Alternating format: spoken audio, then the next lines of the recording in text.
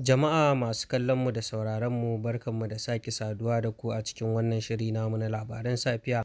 Kafin mu ci gaba ga kanin labaran. Za ku ji cewa hukumar 'yan sanda ta farin kaya ta sanar da cewa za a iya fuskantar hare-hare a bukukuwan sallah.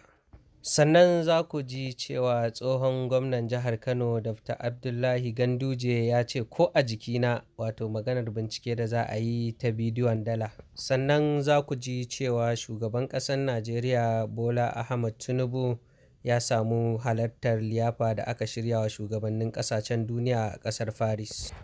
A ƙarshe za ku ji cewa ma'aikatar wutar lantarki ta Najeriya wato PHCN Power Holding Company of Nigeria ta sanar da cewa za a ƙara wutar NEPA da kashi 40.